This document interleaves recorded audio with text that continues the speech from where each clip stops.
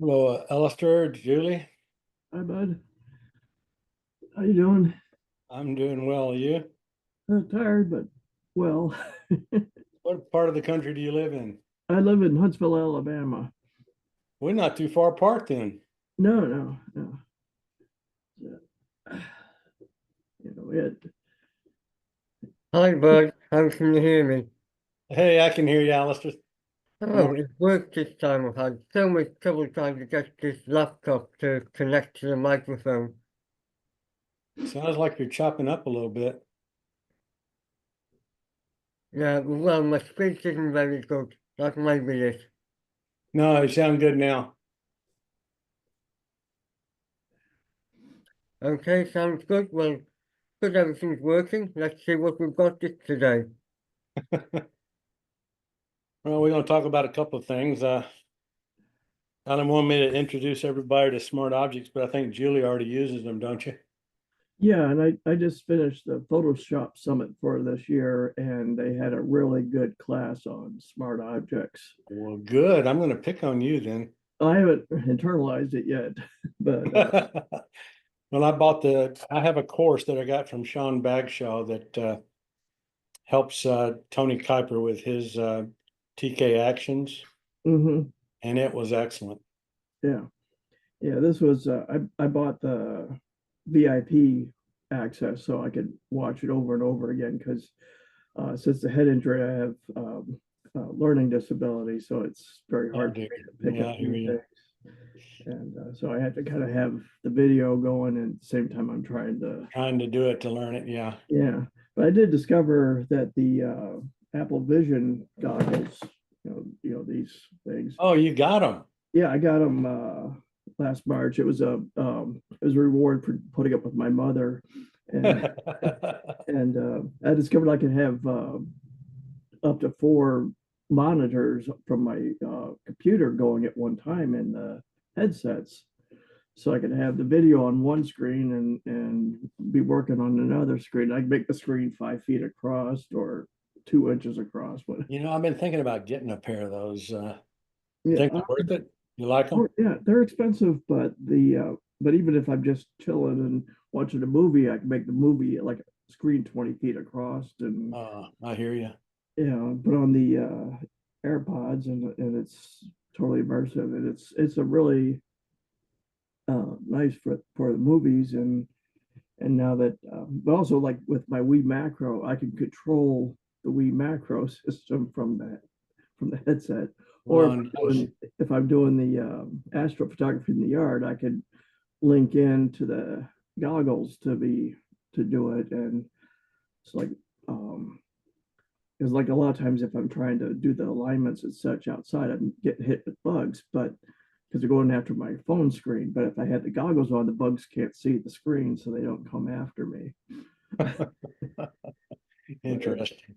yeah, it's they're cool for a lot of things. And more apps, I guess, are coming up, but they're as a productivity more than entertainment. It's not really designed for like the virtual games like the Google goggles. I'm not a game player, but I'm not either, but I would find it interesting to use as a computer. yeah, it's like just to use it as a additional monitor because I could mirror my laptop or my studio to the headsets, and now I can put up multiple screens so I could have, like I said, be watching the video on one screen and then using the other screen for. I edited a picture totally wearing the headsets the other night, and That was my next question. Could you do Photoshop through it? yeah, yeah, and yeah, because then I could bring like the screen like right up here and get into like the pixel Oh peak. man. Yeah. Well, So maybe they'll come out with what chip do you have in that one? my Is it the yeah, M1? M2, I think I have an M2 on the studio and M1 on my laptop. I noticed they're coming out with the M4 now for the MacBook Pro, and there's Yeah. speculation in the spring that even have the M5 out. Yeah.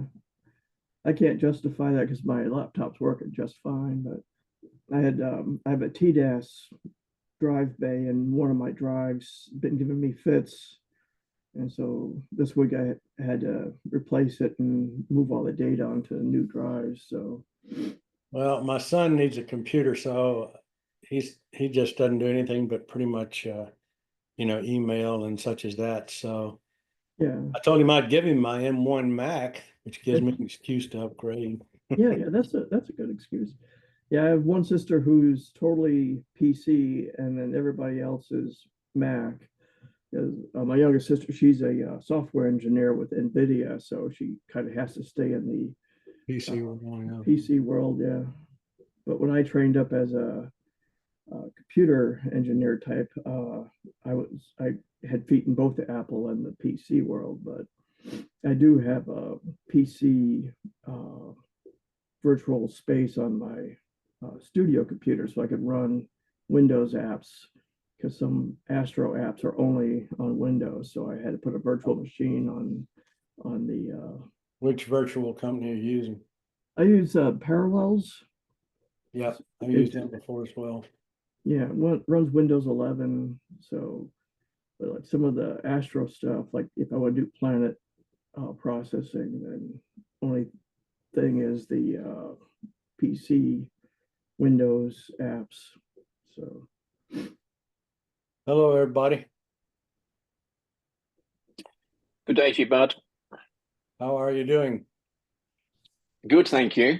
Hi, I've been having a play with your flash diffuser head because I've got another those TT350 Godoxes, so I need to, as it were, modify one to do that. But if there was some changes to the Godox, the MF12 one, would you appreciate those? Who? Yeah, any improvements are always, hey, Allan. Hey, Mike. Yeah, Okay. any improvements are always welcome, of course.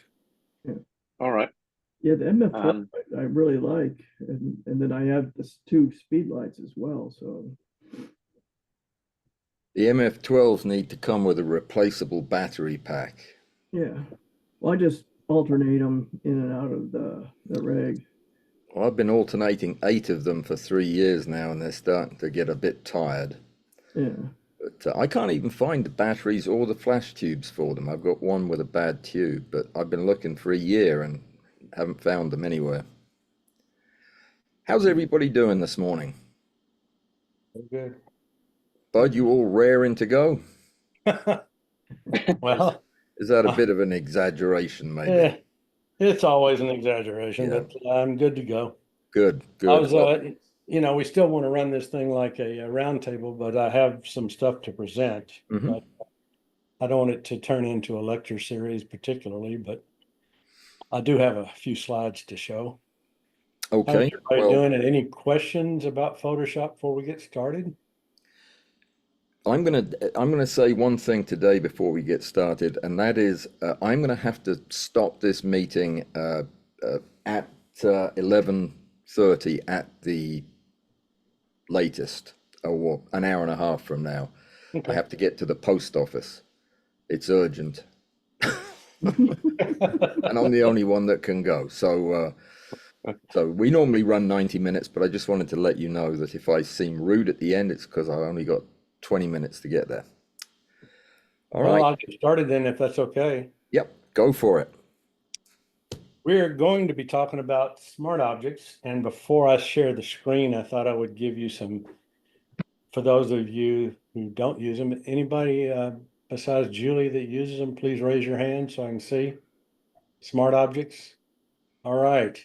Jillian does. Well, I can't see those without faces. Allan does. Julie does. Okay.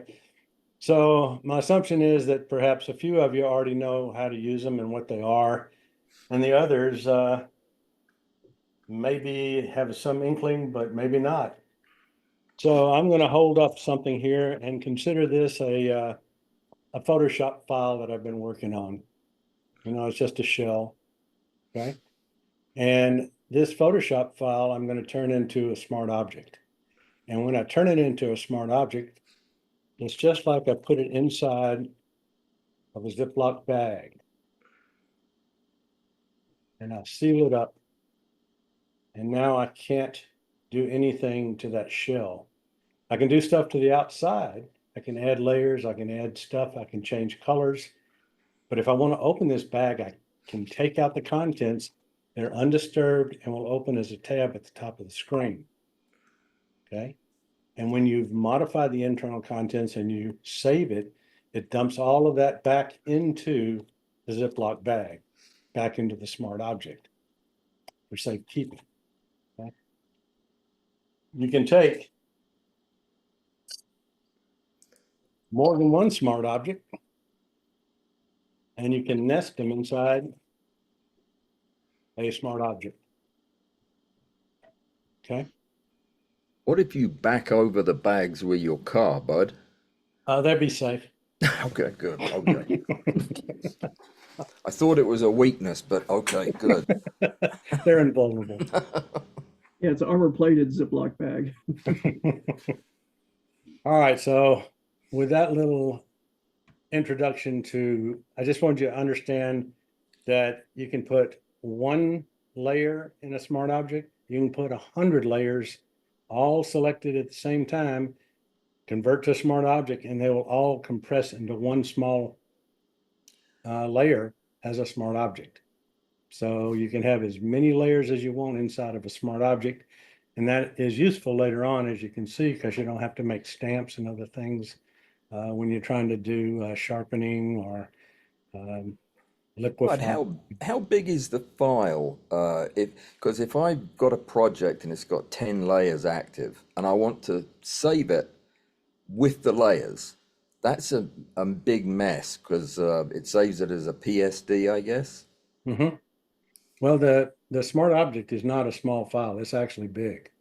Ah, It won't save you any room. It may actually cost you a little room. and it would You, mean when I next opened it, I could still edit every part of it.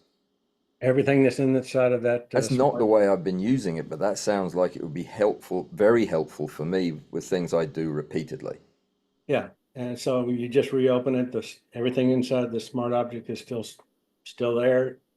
You open it, it's perfect. You do what you want to do and you seal it back up. Yeah, I find it great for being able to, try this, go back now, a little more here, go back and forth. And that's how I had been using it. But Yeah, a lot of people use it to get off onto a tangent and try something different. I use history states because you can take a snapshot at any point in history and you click on that snapshot, it takes you back to that point with only those layers. And so you can diverge off into multiple directions. And I just, name each of the snapshots where I am. So it's a memory aid to me. All right, so let's delve into this so we can get Allan out on time. I am Actually, going it to, just occurred to me I can leave and just leave the meeting on it. I'm going to open several of these things to share.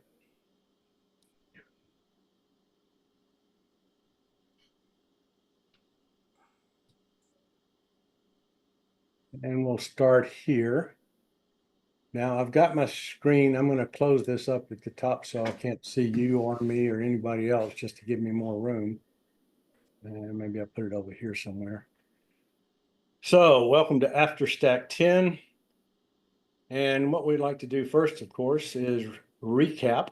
And let's see, that's not the recap, is it? Where is my recap? It got moved. Hang on a second. Huh.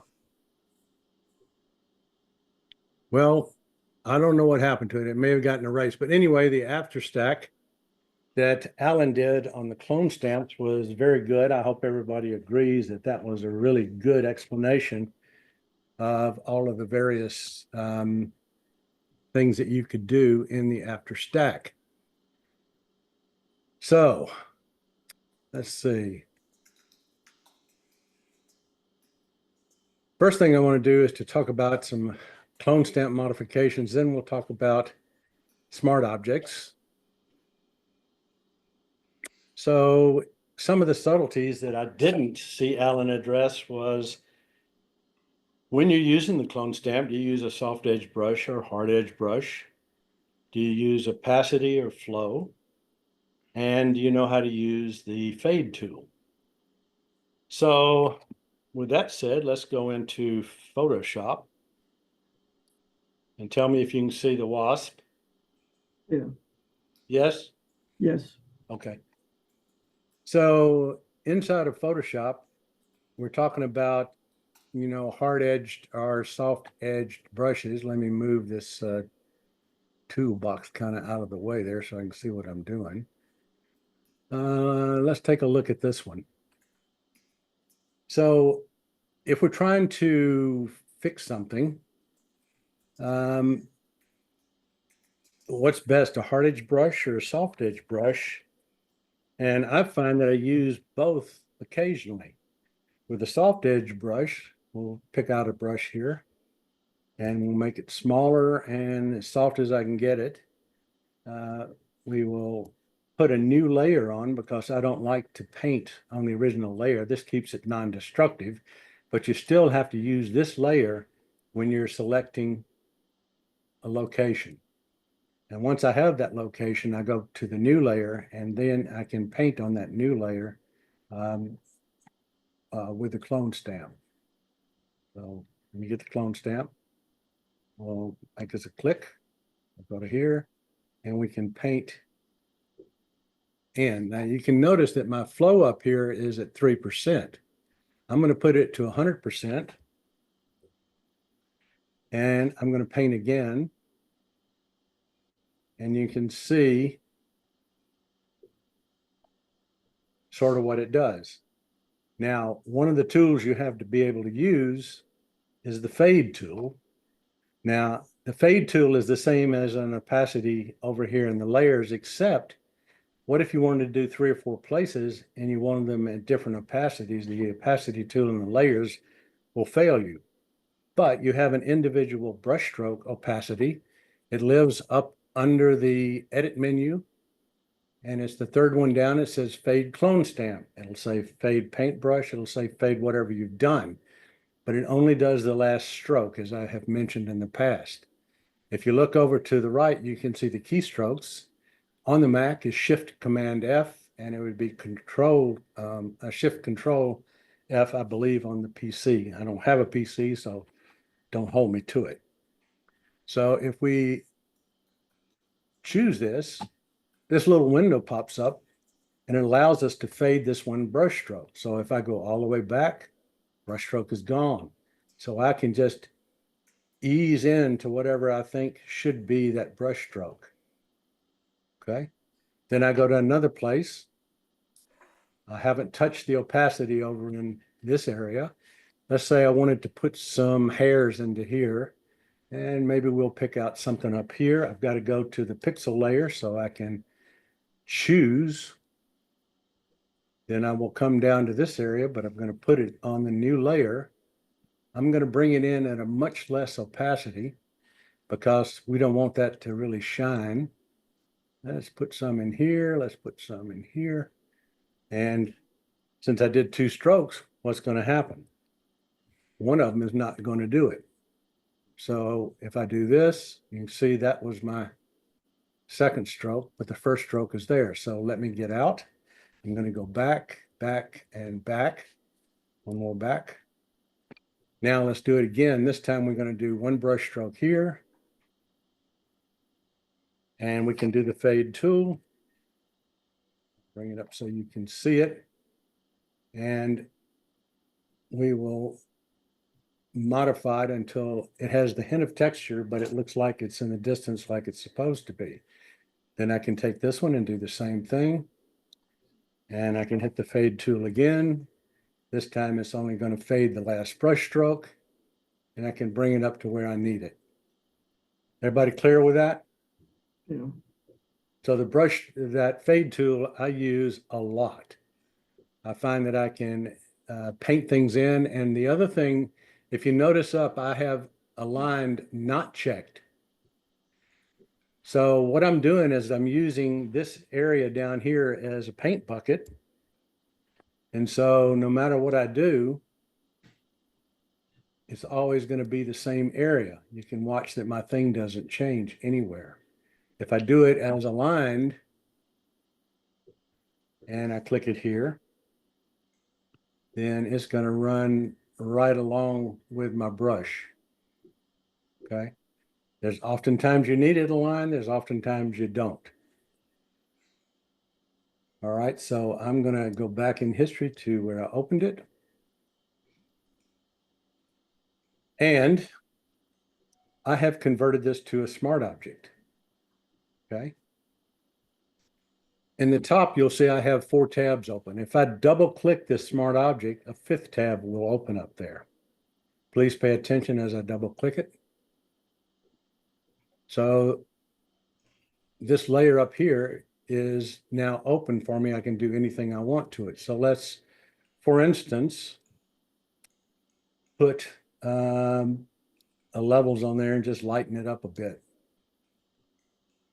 Okay, we can also put a curve on it and make it more contrasty. I'm just doing this to show you what can be done. Okay, so we have 2 layers here. If I close this smart object, I'm just going to come up here and close it. It'll say save it, and they'll all go back into that smart object, but it all has the changes that I just made on it. Okay, so I was able to open it, change what was inside, reclose it. Okay. Questions? Okay. Now, the other thing I wanted to show you was the healing brush, which I'm a fan of. The healing brush lives here. I think it has the remove tool and the spot healing tool. But what it does, it picks up texture. So if I wanted texture, I could come out here. Let's say I want this shorter texture rather than long texture. I'm going to come out here. I can still use a smart object as a source for what I want to do. And when I paint with the, well, it's not letting me with the healing brush. Sorry about that. It'll certainly do it with the rubber stamp, with the clone stamp. So it rasterized it, it looks like.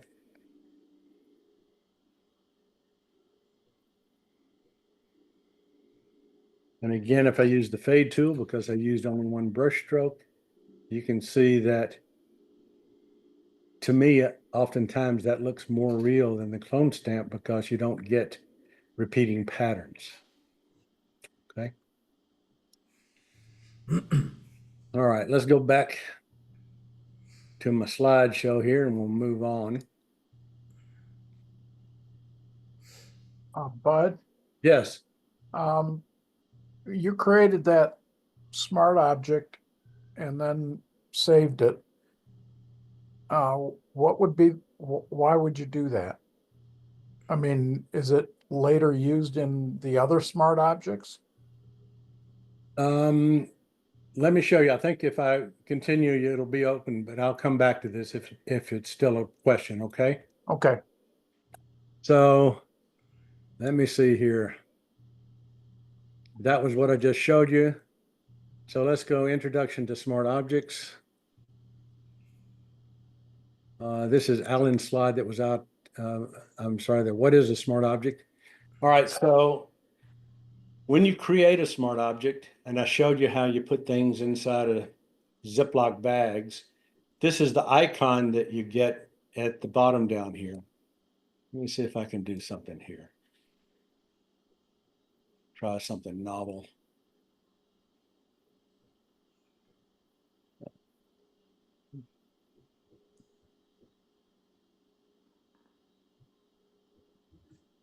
Can you see that? Mm-hmm. Does it show up as red? Yep. Yeah. Okay, good. Let's see, I think Command Z gets rid of it. It does. So anyway, this is the icon you see when you create a smart object. So how do you create a smart object? Let's go back into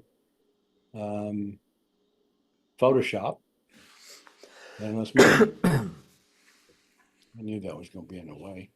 Okay. So let's say that we're going to add, this is a base layer. Let's add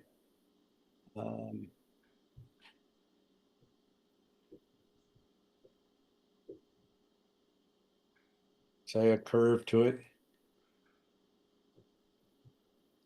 I'm going to exaggerate it just so you can see what's happening. And let's say that we want to add a hue contrast also to it. We want to change.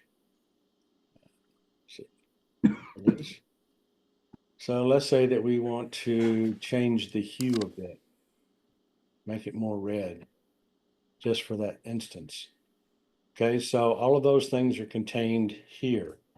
Now I can put them all together by holding down the Shift key, and this whole thing will convert to a smart object. You see right here where can you see my cursor at the bottom corner there? Yeah. Okay, so convert to smart object. And all those layers now are folded into that one smart object. Okay, if you notice again at the tabs at the top, if I double click it, it will open. And you can see I have a fifth one now, and I've got all those layers back unchanged. So if I decided I didn't want this hue sat layer, we just get rid of it. If I want to change what I'm doing to the curve, we can do it. If I save it again, save, it goes all back into there, and I've gotten rid of those changes I didn't want. Okay. So if I go back in history, just to my opening thing again, we started with a smart object. If you duplicate a smart object, what happens? Let's do a Command J just as an instance. I'm going to do it 3 times. I've created 3 different smart objects. They're all going to mirror image each other. So if I take this one and I open it and I put, say, a curve, not there, dummy. Now say I put a curve on it and I make it contrast here. And let's say I wanted a little bit cooler. So let's put on a color balance layer, and we can make it cooler into this area. And let's say now I wanted to use liquify on there to move something around. I can't do it. I can select all of them, but it won't let me do a filter. You see, everything's grayed out. But if I take these 3 layers and convert it to a smart object, then it becomes a smart filter, and I can add liquify if I choose. So I could go in now and say I'd like to stretch something. You know, you can move things around a little bit. Is that obvious to anybody, or is it too small? So I could make the leg a little bigger with liquify. If I say OK, now liquify is a filter under the smart object. The smart object hasn't changed. If I open the smart object, there are my 3 layers. I close the smart object, 3 layers get sucked back in. But it has a filter on it. Didn't close it, did it? Well, that's what did I do? You're back at your original. Yeah. I think, was it this one? Nope. Nope. Okay, anyway, do you understand how that works? So if you duplicate this layer, it's a mirror image. They'll all be the same. So if I do a butterfly and I do 1,000 butterflies and I want red wings, there are 1,000 butterflies with red wings. They're all linked to the same file. If I want something different, what do? The icons will be the same, okay? But the way you get there is this one. This says convert to smart object. This says new smart object via copy. If I make one via copy, then they're independent files. That's very important. Command J just makes them all the same, mirror image. You change one, you change them all. If you do it smart object via copy, you can change it and it won't affect any of the others. So let's make one via copy. So this one, I'm going to call copy. So I'll know that it's the right one.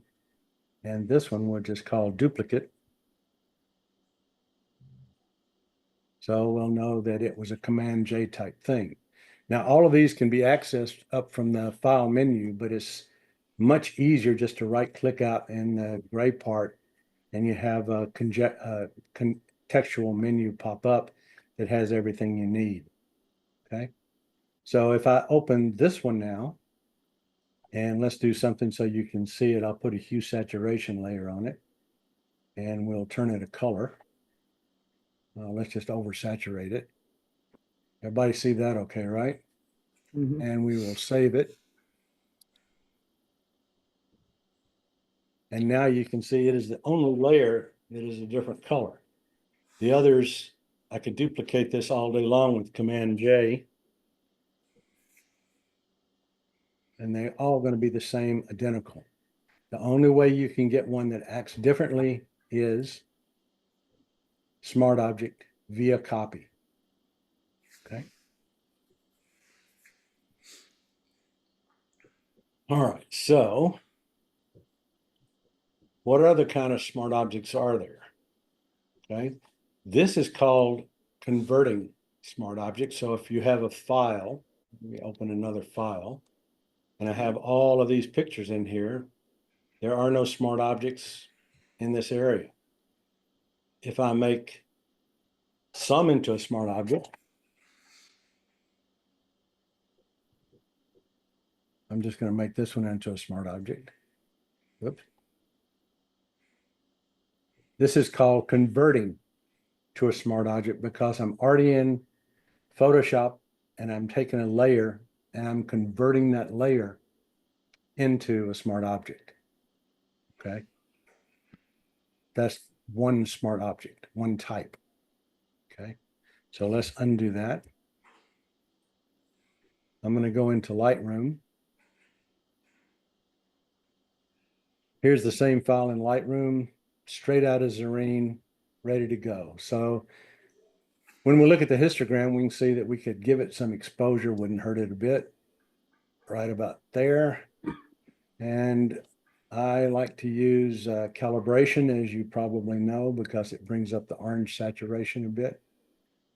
This will increase the orange and this increases the red. And so the orange is too much. Let's back off. Give it a little more sunshine, back off. And so you can just use these to tweak it how you want it. The other thing that I like to use is the color grading. I'm not trying to color grade. All I'm using it is for the luminance sliders. So if I choose a midtone slider, it's only going to affect the midtones, and you can watch the histogram. I can go all the way up. You can't blow it out, all the way down, can't block it up. So I can play with the midtones, knowing that I'm safe from blowing out the highlights or blocking it up. If I choose to go to the shadows, maybe I need a little bit more room over there just to make sure I don't block up a black. I can afford to get to gray. If I keep going, you can see how gray it could get. So let's come back down and just get it right off of that side of the histogram. And at this point in time, I think I've got a little bit too much exposure. So let's back it down just a hair. So somewhere in here. Okay. Now then, I'm ready to go to Photoshop. So if I right click and I go to edit in, I can edit in Photoshop, which is now 2025, or look what's down here at the bottom. Open as smart object in Photoshop. Okay. Why would I want to do that? Let's see.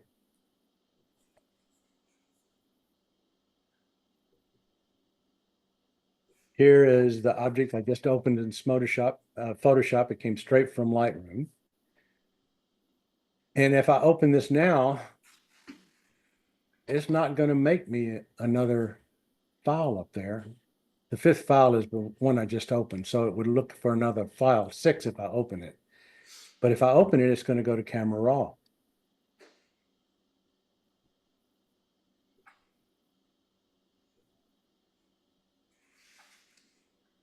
Well, that didn't work. You know, it may be because I already have the same file open. I bet that's it. Let me close this one. Let me grab another file of some sort.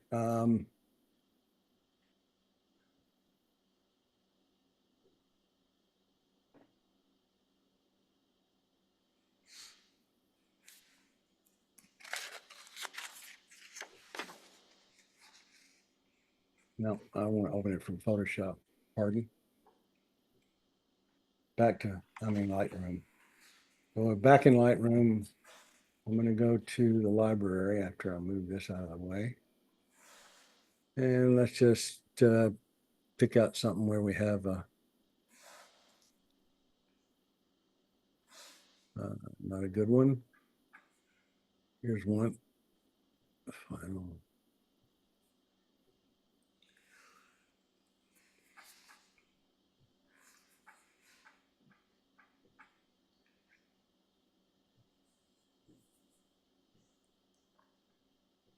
Okay, so let's say I've developed it and we're making some changes.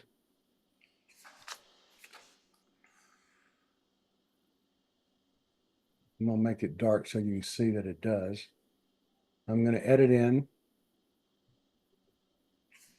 And I'm gonna open as a smart object in Photoshop.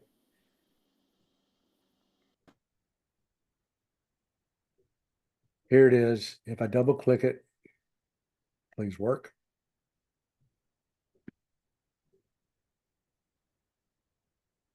And I'm gonna get started. Okay. So you can see that it opened here. I don't know why it's all grayed out. Things don't seem to work when you ask them to, you know? But anyway, if you've made changes inside of Lightroom, they should come across in Camera Raw. I think what is happening is Camera Raw wants to upgrade. That's what that window just said, and I haven't done it.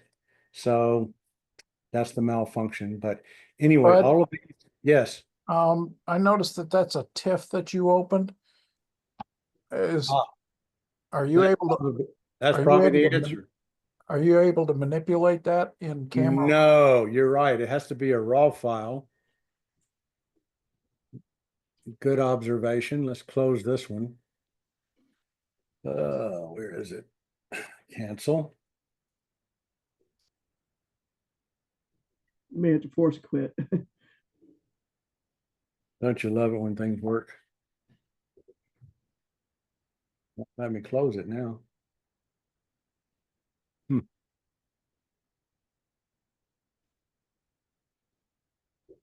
I'm just gonna quit Photoshop. Don't let me do that either.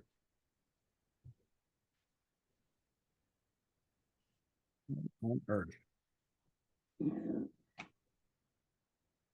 Well, let's just quit Photoshop and I'll come back into it.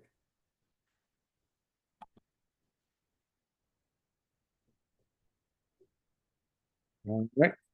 There's another way to do it here. We'll just force quit it.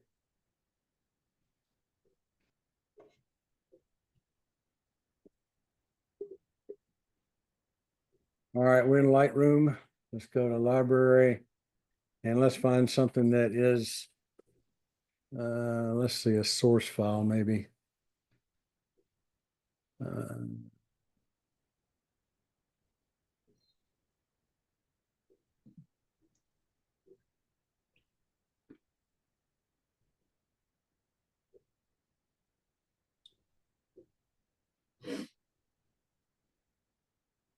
I'm just going to pick out a source file here.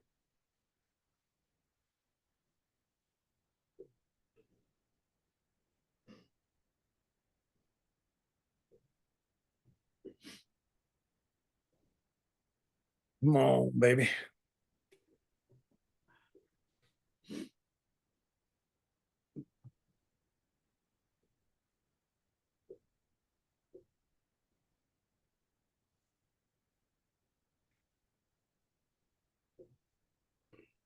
A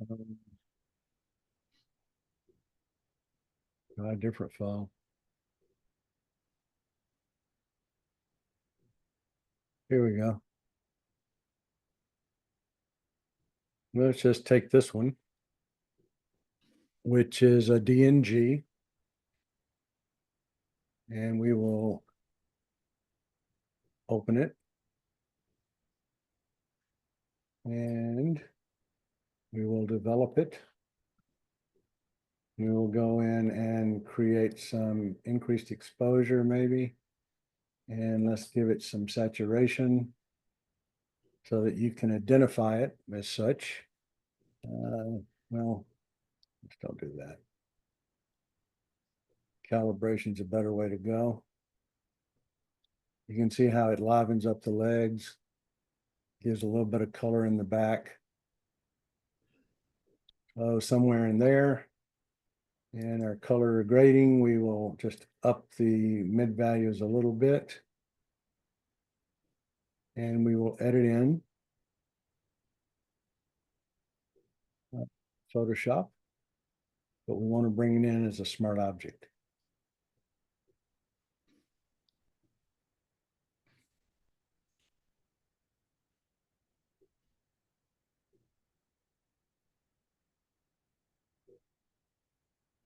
So here's our smart object. You can see over here that it has the right icon down here in the lower corner. If I double click it, there it is. It opened in Camera Raw. And if you look at the calibration sliders, you see how I moved them in Lightroom. But Bud, we're getting a distorted image, or I am anyway. Anybody else getting a distorted image? Yeah, it's like a second monitor or something. It's A second monitor. it's Best laid plans, right? Well, let's cancel this. yeah, it looks like the camera view of your monitor, not the monitor. Really? Yeah. So now you have a single image? No. Is it still distorted? Yeah, it looks like you have a camera on your monitor as opposed to sharing your screen. Look in your chat. Yeah, look, yeah, your chat shows.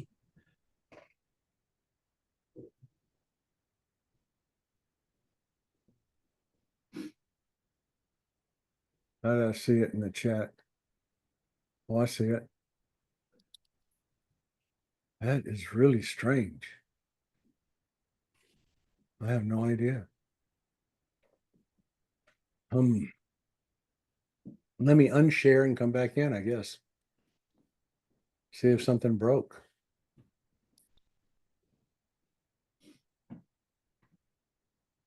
All I have is Keynote open, but I know I have Photoshop open and Lightroom, and it's not recommending them. Anybody have any suggestions? That screenshot was actually your Lightroom screen, although you were in Photoshop. Right now, if I go to share, Photoshop and Lightroom are not available to share. So I am not sure. Let me see if I can shrink this and see what's going on. Nope.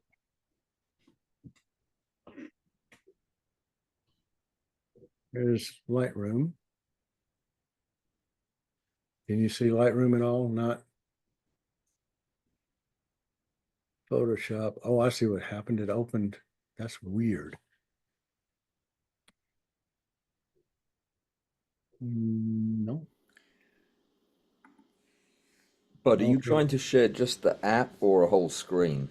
I'm trying to just share the app. Can you do the whole screen? You can, yeah. It's the first option that opens when you hit the share menu. It'll give you the whole Okay. screen. There you go. Can you see that now? See you now. See Clearly. me. Okay. Yeah. So I'm going to go to Zoom. Yeah, go to Zoom, then hit share, and when Share. the options open up, the first one will be shared that screen. Entire screen. Yep. Click on that and then hit share again. There you go. We're on your screen. Okay. Now, if I open, say, Photoshop, Anything you open, anything you do will appear on there. oh, Yep. that's cool. Can you Okay. see the bug? Yep. All right, so let's try it again. This came in from Lightroom as a smart object. Everybody's still caught up since that confusion. I apologize. Mm-hmm. When you open it, you get camera raw. You don't get the file to open because this is coming in as a raw object from inside of Photoshop. You still have access to all the raw data. So I can still play with any of these things inside of here, and I'm manipulating the raw data that Lightroom first had access to. Okay. If, on the other hand, I take this, since it's a smart object, I can make a smart filter out of it. If I come to filter and I go to camera raw filter and I open it, you see that everything is zeroed out. Okay. So bringing it in as a smart object still gives you access to the raw data. Adding it as a filter in Photoshop starts everything over. So everything is zeroed out. Okay. So we'll cancel that. So that's what happens when you bring in a smart object versus create a smart object. The create a smart object always opens itself and you can see all the layers in the file. The bring in a smart object from Lightroom, where you have the Lightroom raw data, which I appreciate the reminder, you can still modify that raw data. If you bring it in as a TIFF, obviously you cannot. Okay. Now then, let me see what my list here has, just so I won't forget anything.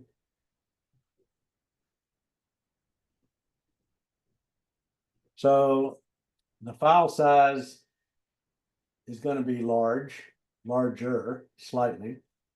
The speed is going to be slower because it has to redo the different file things.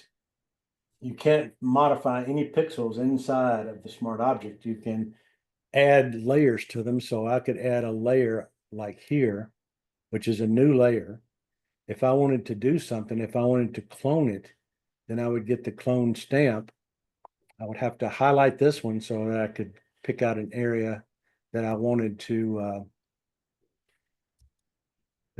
clone. And you can see I've got it, but I want to paint it onto this layer. So if I turn this layer off, you can see that I can,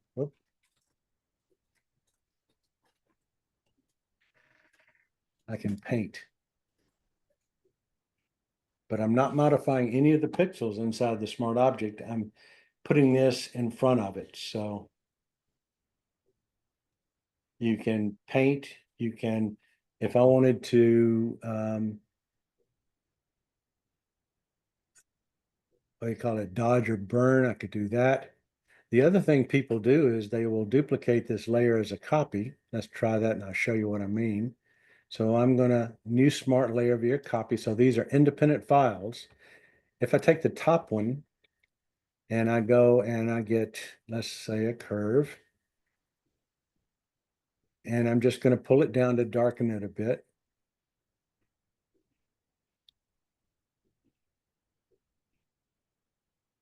Not what I wanted to do. Hang on. I'm going to open it. Then I'm going to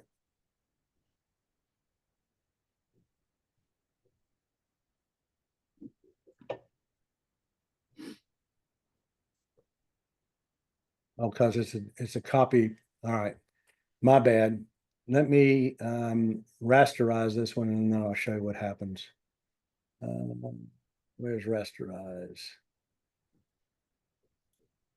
I swear they move it around every time I open the I menu. know. I hate that. It's third from the bottom. There you go. Got it. So now then we're going to convert this to a smart object. So convert to smart object. So this will be different from the other smart object. So when I open this one and I add the curve and I make it darker, I save it.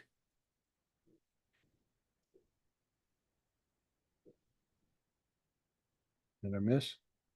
Nope, it's doing it. So I have a lighter version, I have a darker version. If you were to add a mask to this version, and I turned it into a black mask, I'm just going to use this because it's convenient. I could take a white paintbrush and I could paint in where I wanted those darker areas to be. So if I wanted his leg to be darker, I'm at 7%. I can darken things in just like if you wanted to do the same thing with a dodge and burn. So this is a way to take a single image, make two different smart objects that act differently, and you can blend them together so that you can have a sunset sky that looks normal and a foreground that's slightly brighter. Does that make sense? Yep. Silent? Okay. Yeah. So basically, if you consider this the foreground that's lighter, the one at the bottom, this one, and then I would bring it in the sky, I could use this one and paint in the dark sky that I have just right. So that's one way to use smart objects. You can use it to bring in color. You can, so you can create a whole new file. I create things in LAB as I've shown you in the past, and you can bring it in, you can darken up eyeballs. So you can really play with the light. And I like flow more so than opacity. If flow is too much, I mean, let's say I've got it at 1%. Let me put a dodge and burn layer on. I think I can show you what I mean. And we'll come right here and do it. So what I have is a gray layer on soft light. Okay. And if I come in here, I'm burning it, but you can see it burns even at 1%, it burns too much. Okay. How do you get over that? How can you make it less? Well, if you take the opacity, you've got this at 1%, but I could take that opacity and put it at 50%. And now it's even less. I could put it at a lesser percent. So basically what you're doing is now using it at less than 1% by dropping the opacity. Okay.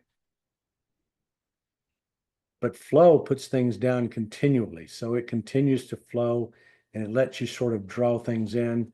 Opacity, if you give it 20%, it's only going to, it caps out at 20%. It won't go any more until you lift your brush and reassert it, and then it adds another 20%. But it can't add 5%. If you say 20, it's going to add 20 at a time, no matter what you do. Whereas flow lets you work into it pretty much. All right, so I want to show you something about another type. So I've shown you the difference between converted and opening in. And so I've also shown you the difference between duplication, which is a mirror image, and smart object via copy, which makes an independent image. And they both have their own things. If you're doing a lot of graphics works, let's say Allan is doing his logo and stuff, and I didn't get your logo, by the way, Allan, so I would have worked on it. So if you're doing logo stuff, maybe you want a linked file, okay? So let's say that I wanted to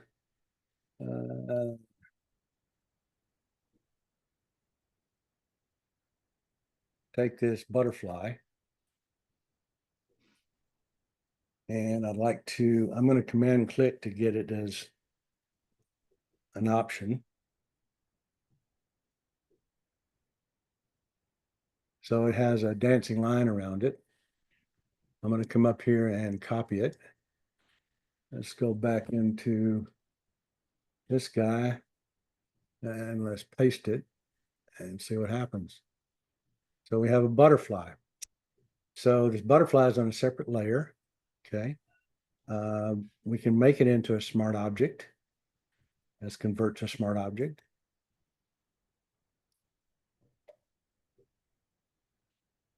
And now let's take this smart object and let's transform it. So I'm going to hit Command T, which is the keystrokes for transform. And so I can transform this thing down to minute. I can blow it back up and there's no resolution loss. If this were not a smart object, this thing would turn into pixels. I can show you. So let's do another paste. I have to save this guy first. Let's just put him up here out of the way. And I think this is in the way of my stuff. Hang on. I have a dumb question. Yes, When you're transforming, can you lock the aspect ratio? yes. I'll show you how to do that. Let me just show you what happens if you do the pixels first. So if I come down here and I select it again and copy it. Probably can copy it from right where it is, but let's go over here. That little bar at the top always gets in the way, doesn't it? Let's see, edit, copy. And let's go back to our other one. And this time we'll paste it.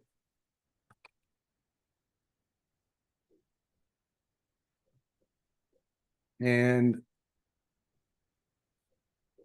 let's select it. And we're going to transform it down. So Command T, it's not a smart object, but we're going to shrink it way down.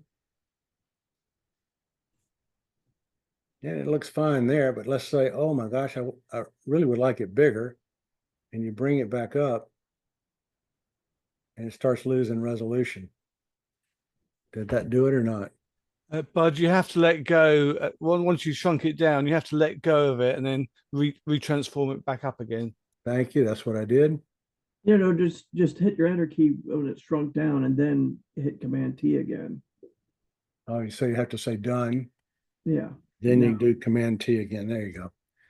All right. I appreciate all the help. But you can see how it's turning into pixels when you blow it up. Yeah, you got jaggeds. Okay. So the whole idea of a smart object is you can shrink it and do all sorts of things. We'll delete that. I'll go back in history. Having trouble with that. Bud, just out of interest, when you wanted to repaste that butterfly, when you paste it into something, it's usually still in the copy tool. So if you pasted it again, I think it would have got come up again. That is correct. I think you can also hold down the Option key and move it. Isn't that right? Let's see. If it's if I have it as a Command T, if I hold down the Option key and pull, no. How do you get another one out of it? You have to hit Command V again if it's still in your clipboard. So hit enter to clear the transform, and then if you still had the butterfly in your clipboard, you could do Command V and it'll paste it again. You wouldn't have to go back to the original. As long as the butterfly. Right, sorry, guys. Let's see. Command T. And I think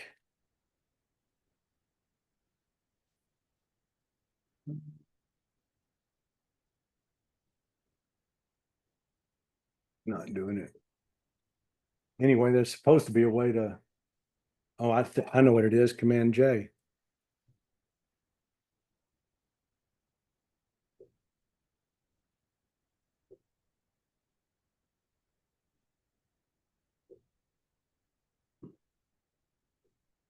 You see all the butterflies I've made? So I should be able to grab them and move them out. Move another one out. So that was just Command J and moving any of the layers I want. But since these are all smart objects, as you can see from the icons, you can now transform these. So Command T. I guess this one is the one I did. If you right click inside the square, you get a, let's see. Do this one, Command T. So now this thing is in transform mode. If you right click inside it, here's scale where you can change things without, well, I guess maybe you have to hold the shift key down. Let's see.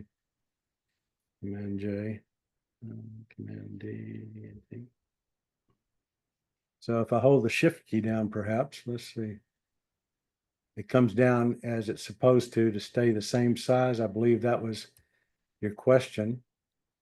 We can then flip it if we want to. We can flip horizontal. We can take it and move it up here. And we can deform it if we want to distort it. We can change the way it looks. And all of these are exactly the same because we've duplicated them. They're all linked to the initial file. So linked versus embedded. Linked means they will remain the same. If I click on this one, I go under File, and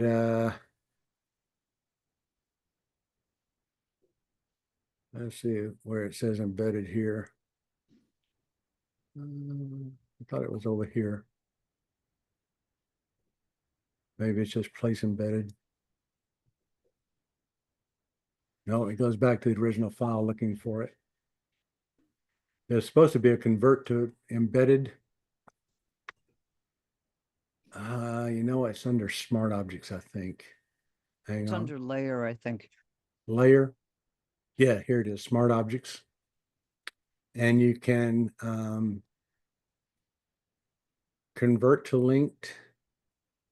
Where's convert to embedded here?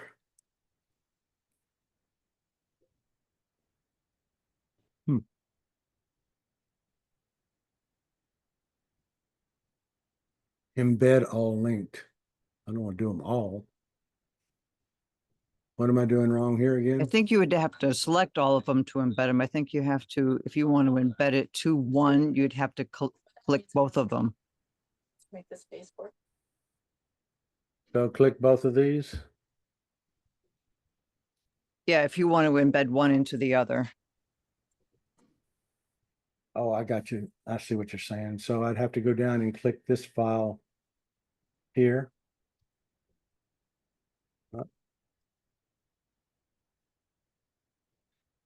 This one's still clicked, yep. And so now you think it'll say embedded under layers. This is stuff I don't normally do, so embed all linked, I guess. I don't know what that's going to do. Yeah, that's the one. Or you can convert to a new layer, or you convert to embed in that layer. Yeah. So since you're familiar with this, can you explain it to everybody? It would help me out. Well, yeah. So basically it's when you're putting two things together. So like when you're doing an align layer, you have to select the layers that you want to have aligned up. So this is doing the same thing. So you have to make active those two layers that you want to embed in each other.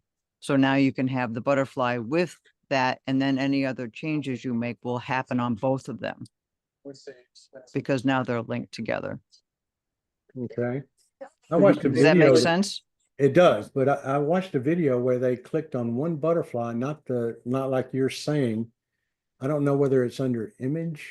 It doesn't look like it, but somewhere I could just take that one layer, and by making this linked smart object, I can make it into an embedded smart object. Have you found that? No, but maybe it's on the little clips up top. You know, because sometimes they have those as linked. You can hit two different layers and click the link together. Maybe that's it, but I don't do this often. No, obviously I don't either. I mean, I have no reason to duplicate things. So I was trying to do the best I could from a video I watched, see if I could share it, but I obviously fumbled. So I guess I could go back to the original file. Let's take this one, for instance. And I could rasterize it down here at the bottom. So now it's not smart. Let's turn it back into a smart layer via copy, which is another way to do it, I guess. Where is Vert? Smart layer via copy. I don't even see it now. Oh, you have to remake it a smart copy before you can make a smart copy by. I have to make another one. Yeah, you either have to make that layer a smart object and then make a smart so that's rasterized, so you can't make a smart object by copy. So you have to, now you can Make it a smart object, then you can get to it by copy. Gotcha. Yeah. Okay, so now that we have this is an independent object now. So if I go to this particular butterfly, let's see if I'm asked one. Okay. So if I go to this particular butterfly now, I can, even though it's a smart object, if I go to let's go to hue saturation so we can change the butterfly's color. And let's change the color of the butterfly. So that's doing linked. Yeah, you haven't clipped it to that layer. Oh, I clipped it. Thank you. Okay, so now then if I change the color, it's just changing the one. Thank you very much. All right, so we're all learning something. That's why it's a round table. So you can turn this butterfly still any which way you want. You click on this layer, smart object, you hit the transform. I'd like to flip it around the other way. You can flip it horizontally. I can move it. I can shrink it. And I can distort it. I can rotate it. So it gives me a lot of options.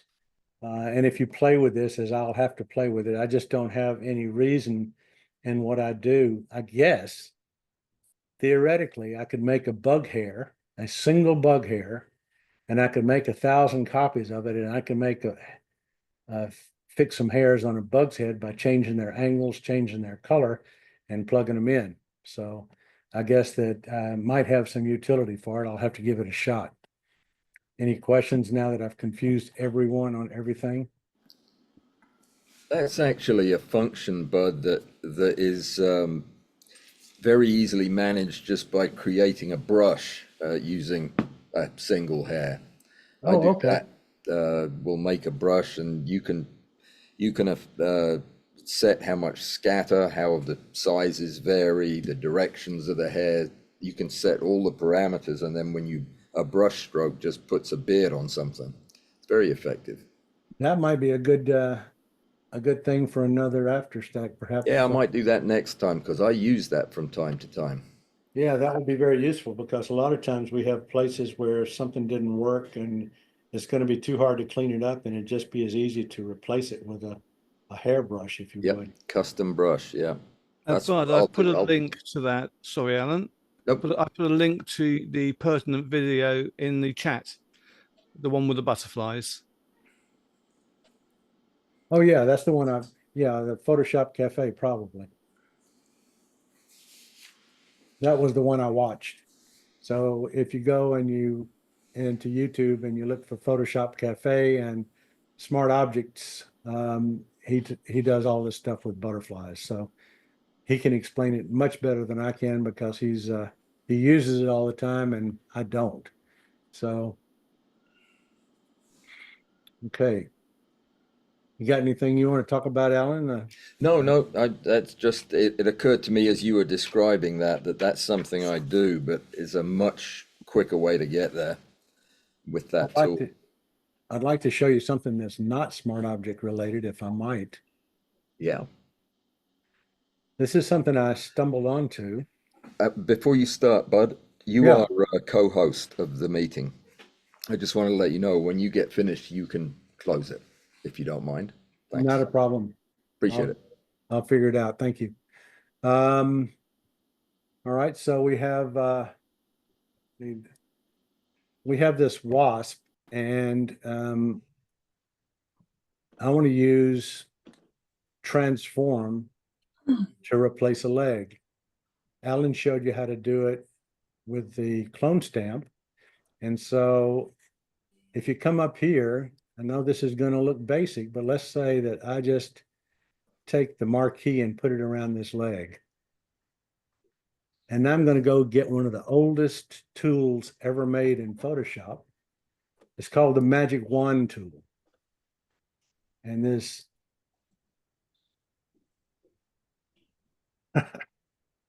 is going on. Yeah, I think Oh, I'm you not, there it is. This is the Magic Wand tool. But what you need to do to make this work is you come up to the top and you go to subtract mode. So this is add mode. This is subtract mode. This is intersect mode. If you go to subtract mode and you click in the black, it gives you a perfect selection of this leg. And if I take this leg now and I want to move it somewhere, I'm going to put this leg on a new layer. And you do that just by any way you duplicate layers, Command J, and I've got my leg on a different layer. You can see it right here. If I click on the eyeball, you can see the leg.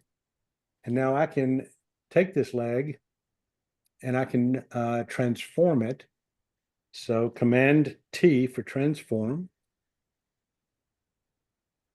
And that lets me move this leg wherever I want to go. It lets me rotate this leg. And I can put this leg anywhere I want. So if I wanted to have this leg coming out of the top of this wasp's head, I could just take it and arrange it however I wanted to arrange it. I could distort it. I can move it. I can rotate it. I can put it on a layer below the other layer, but then the black wouldn't let it show. At this point in time, if I right click inside the square, I get the contextual menu, which gives me a chance to do all of these things. So let's say I wanted to flip it horizontal because I want the claws facing the other way. I can then rotate it back. Let's say that we want to use perspective. So if I start pulling this out, that looks like it's coming forward, getting bigger and bigger. So it looks like it's reaching for you. If I wanted to distort, we could distort it. But what if I wanted it to curve? How do I make it curve? So let's make it taller just for kicks. And now let's accept that. And now I'm going to go to something called pixel warp. Some of you may have tried a puppet warp. So in puppet warp, it looks like this. And I'm going to magnify it up so you can see what's happening. And what I really would like to do is to have it turn. So here's one joint. If I take and fix a point, let's say I put this point here and I put this point here. I'm going to use those as anchors. And I'm going to come way up to the top here. And I'm going to click this one. And I'm going to take this whole thing and start to bend it over.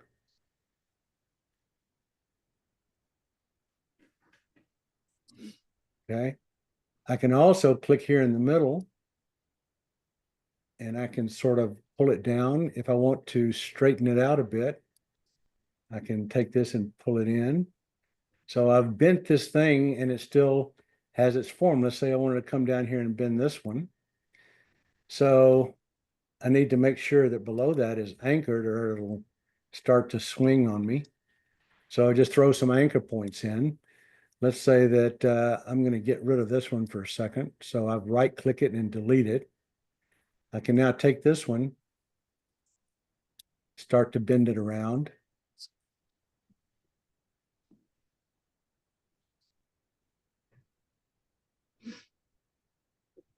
So anyway, you can change the whole dynamic of this this gizmo. I'm going to delete this pin. I'm going to use this pin to bring it down. I'm going to bring this hair back into where it's supposed to be. But when you're having to replace things and you don't want them to look exactly like it was supposed to look, puppet warp is kind of a cool thing. Transform lets you bring it over. Allan did it by using the clone stamp tool. And I think it was Julie that mentioned she used transform. And so I just thought I would show you how that might work. Comments? Yeah, I think that this is a very handy tool for keeping relationships fixed within a warp. But most of the time, when I'm using warp, it's to make something appear closer or further away, and I just find the standard warp tool to be very quick and easy. You know, you can use the perspective warp as well. Will do a lot of what you just did there. But puppet warp is probably the coolest tool in the whole thing besides liquefy. I love it. Yeah, liquefy is very good as well. So if I wanted to, I just thought of what so I've got a whole bunch of layers over here that you can see. I can take all of these layers and I can select them all, and I can turn this whole thing. Remember, you can still have this smart object inside another smart object. So I want to convert to a smart object, and everything in this file is now contained inside this smart object, which if I open it again, you'll see all those layers.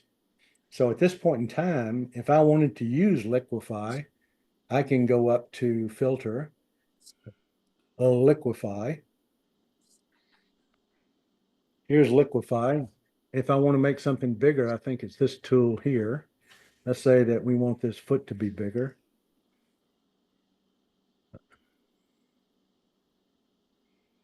I'm not sure. No, the bloat tool is the one you want, the one above it. Ah, okay, this one. Yep.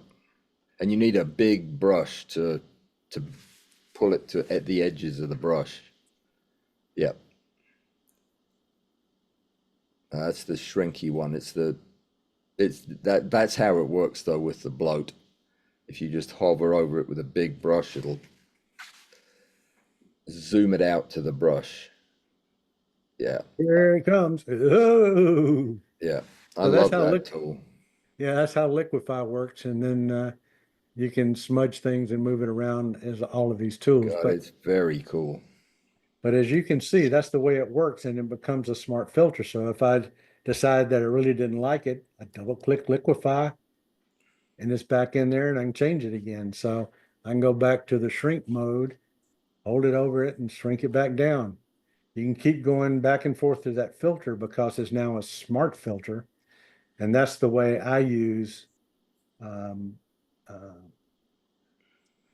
smart objects the most. Okay. So instead of having to do a stamp at the top of my stack, I could also run a sharpen filter here from Topaz. So I could go to Topaz filter. I could go to, let's go to sharpen. Filter opens. Remember, it's still going to be a smart object. And I can move this out of the way. I can go up to comparison mode, which lets me see all these different things and I can change them. But let's just say for, this is too harsh, but let's just say that this is the one we want. We can bring it back in. And it comes back in as a smart filter under that same stack.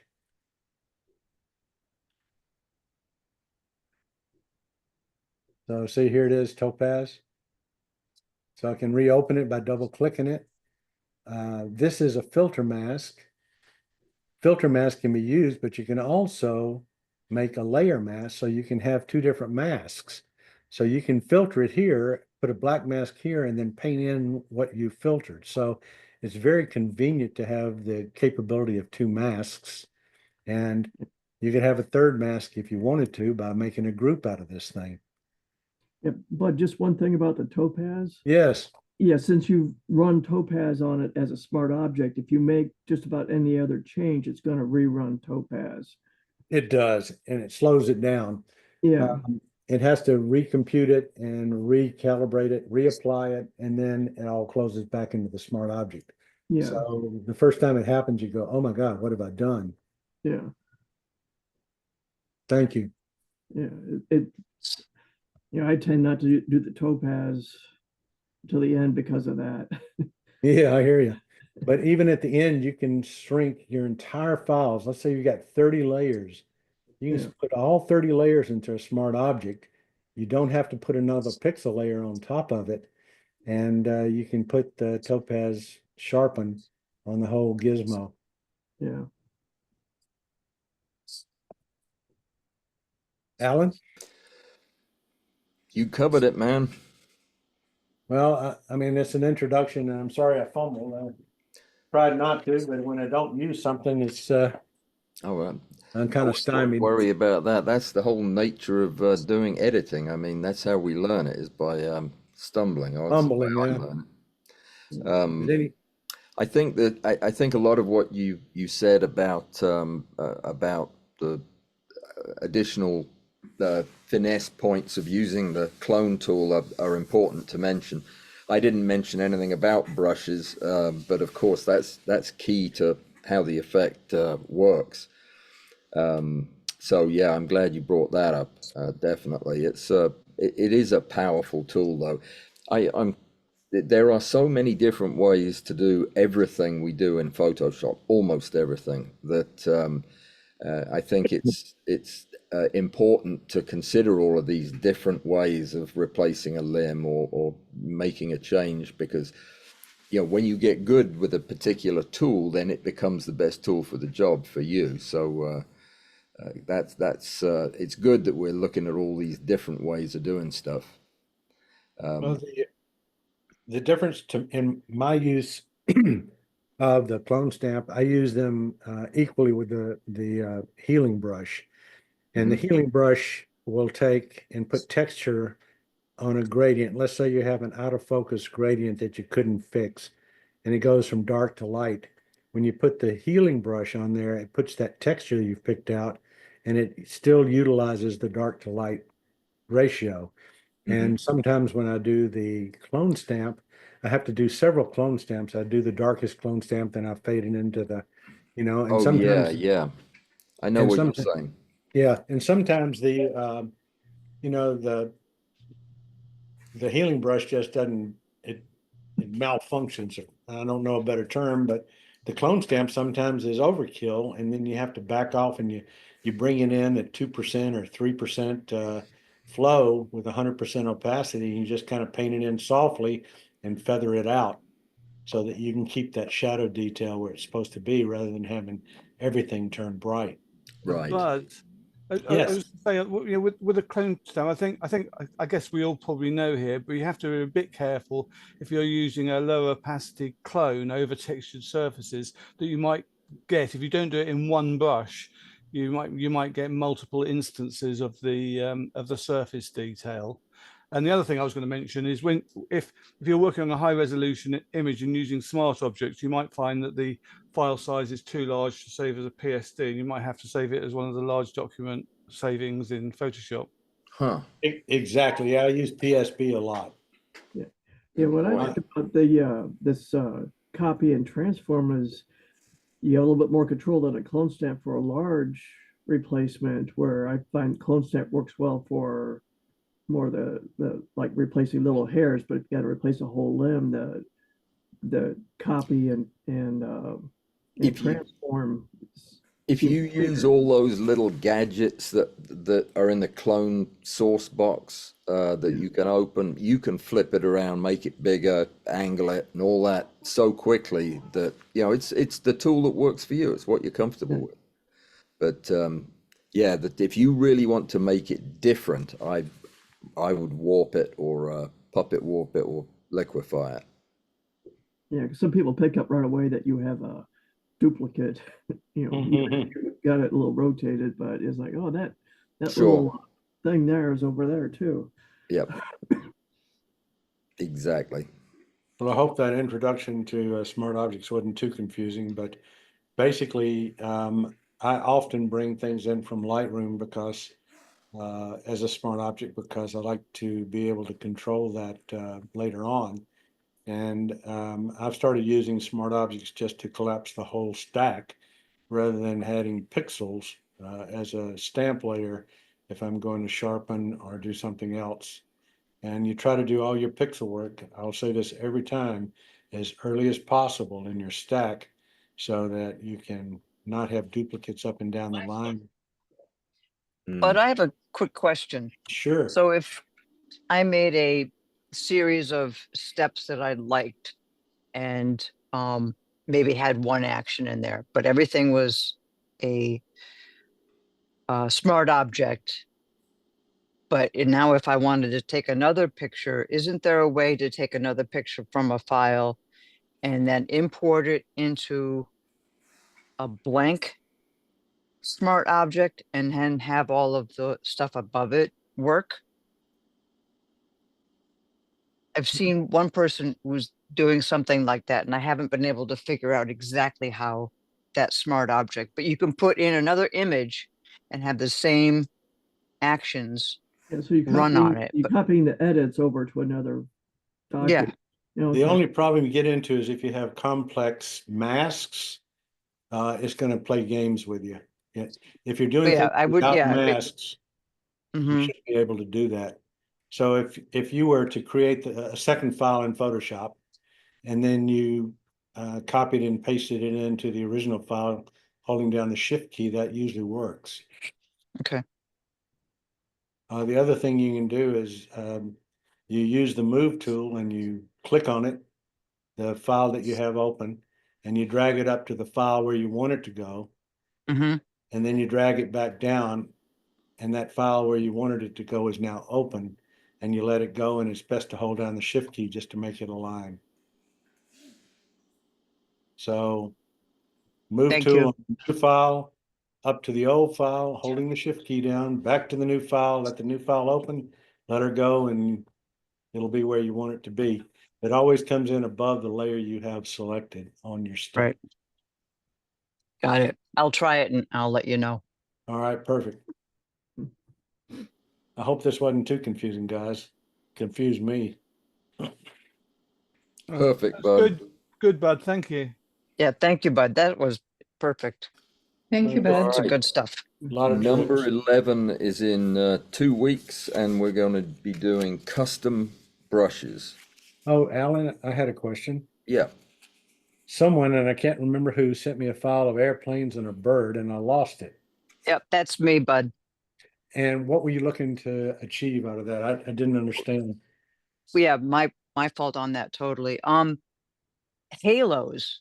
I couldn't get rid of the halos around the bird, no matter what I did. You know, from the Could you raw re- file up. Would you resend me that file? Sure. Yeah, and I'll try to find the original raw file too. Okay, perfect. Thank you. All right, I'll do that for Anybody you. else wants to, has a problem with the file, I'm open to looking at them. Me too, but you probably don't want that. Just Oh. saying. If it's All right, guys. overwhelming, I'll say it's overwhelming, Everybody Gives me have a something to great do. week. All And right. we'll see you Thank on you. Tuesday. Yeah, thanks, Off to the Perrott. post office with you. Yeah, I've got to Yep. I've got to run. I'm not even sure where it is. Okay. See you All later. right. Take care. All right. All right, Bye-bye. bye. Take care, everybody. Bye.